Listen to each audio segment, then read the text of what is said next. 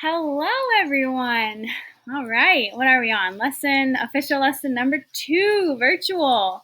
Hey. I hope everyone's doing all right. Okay, let's just dive right in. It's been a full day over here, and I don't know if this is morning for you or afternoon, but I do hope everyone's doing good. So you checked in on the Nearpod. Self-regulate, see how we're feeling. Very important, as we have learned for our students in social cognitive theory. So I want to start with midterm 2 announcements. Please don't fret. So I want to provide you with the details.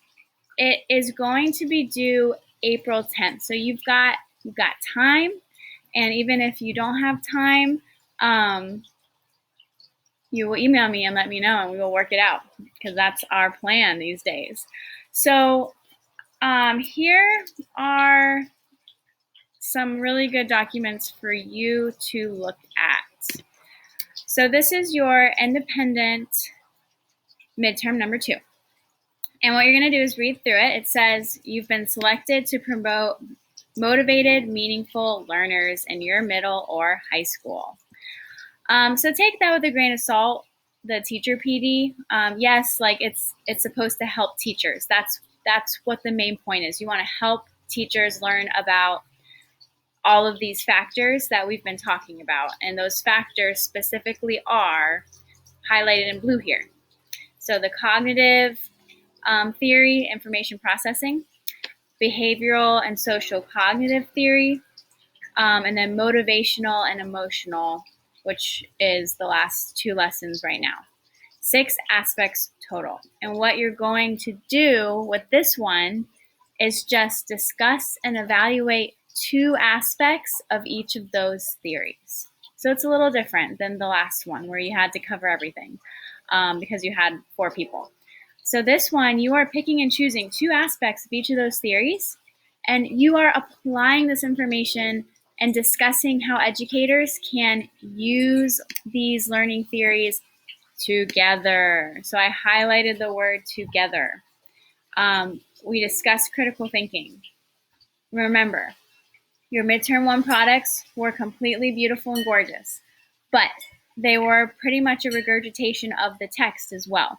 So this one, I really want you to start with the creative thinking and the critical thinking and all that good stuff. So that's my goal for you this time. Your rubric will be attached. And then you will also want to do this self-reflection and either copy and paste it into your product or upload it. You can upload more than 1 file. That's fine. So this is easy. Now, this is your review document that I'm posting. Please don't, this is what I recommend. The instructor who makes this course is so amazing, and she's so detail-oriented, but sometimes I know all the details can be overwhelming. So read through this once, this review with the mission statement, and just read it to get ideas. Read it once to get ideas. Make sure you maybe note what you don't want to forget, but it's got good ideas. And then here's your rubric. Same thing for this one. Just read it to get the key ideas, and maybe the questions will help prompt some thinking of your own. But don't get too tripped up. I really want you to focus on this document where it talks about discussing the theories together. That's what I want you to do. Read this document once and then get some ideas from it and then move on. Or however you wish to do it, but that's my suggestion. Now here's all, so you have to pick 2 aspects from each theory. So no, you do not have to pick 2 from behavioral and 2 from social cognitive. You can do 1 from behavioral and 1 from social cognitive, or 2 from behavioral and no from social cognitive. It just depends on how you want to do it. With motivation and affect, just 2 from this gray. Oh, hold on, let me see, because it says 6 overall. So that means you're going to want to do cognitive, behavioral, yeah, just 6, so you're good. So just 2 aspects from each column, and you're intertwining them together. Now, look at, I wanted to pull up this slide from the last class that we talked about critical thinking. You guys, we talked about this as a class. So when you're critically thinking, which is the midterm, these are the key ideas you want to remember. It is a process of discovery. It is creativity, reflection. You're being adaptable. You're identifying those key points and relevant information, and you are assessing, evaluating, and asking questions yourself. So this is your guide for midterm 2. This slide from class when we talked about it. Okay, when I was thinking about your midterm 2, I was thinking how in my elementary preparation program, they had us write a teaching philosophy.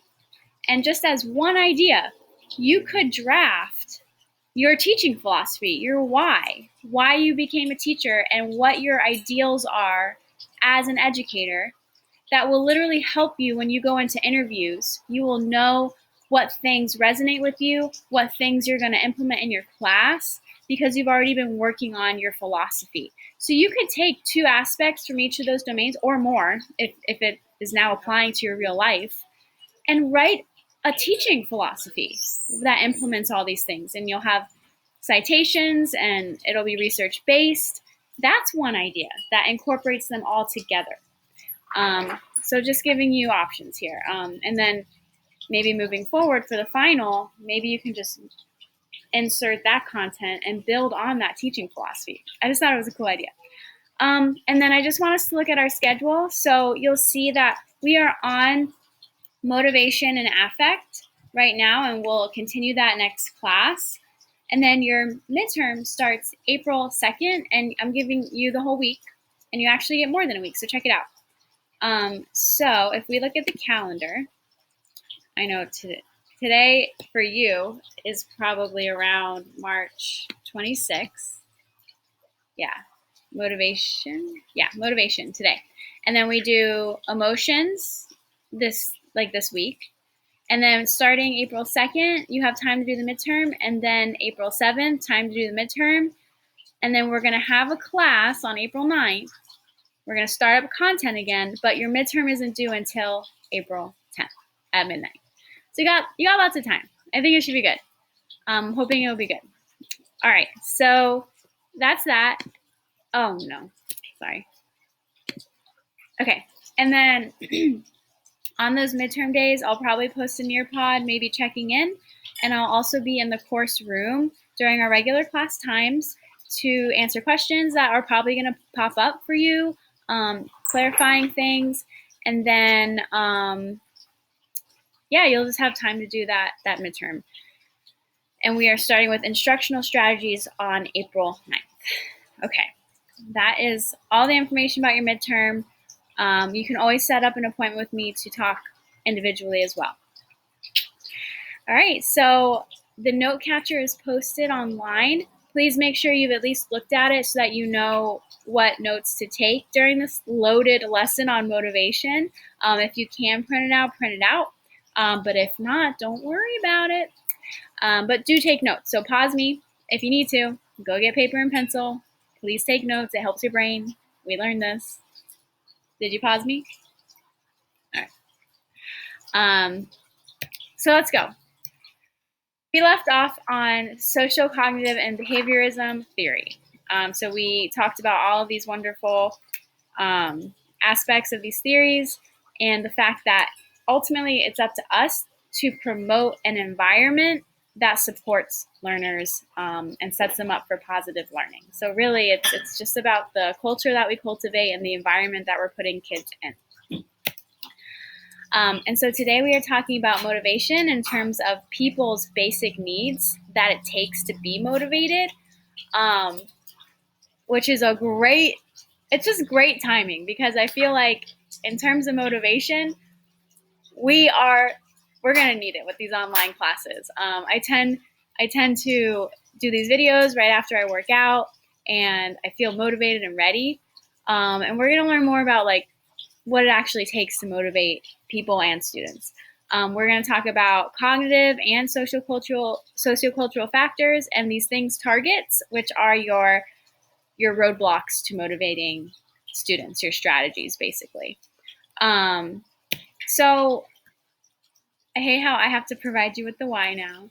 I might do a why. I should do a why, actually. But anyway, maybe I'll do that next time.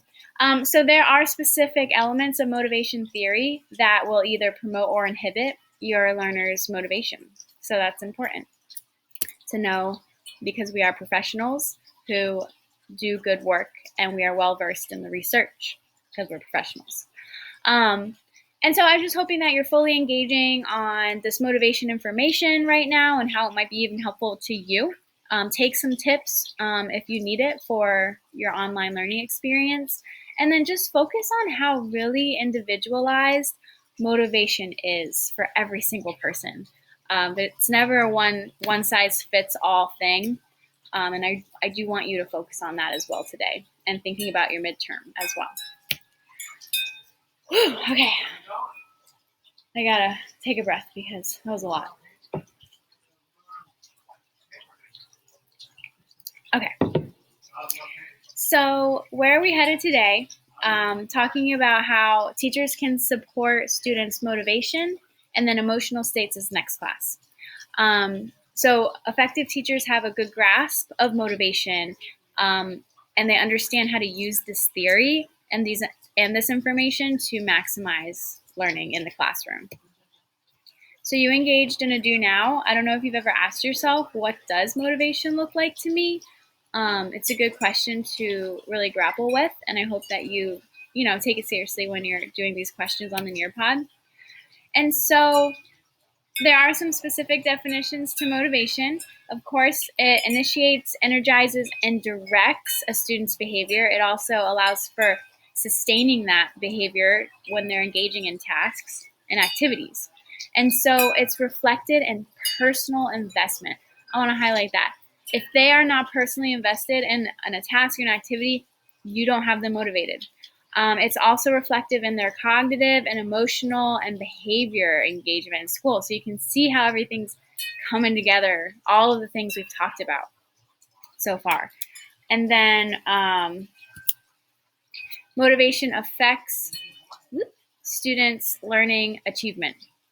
I don't know. Let me see.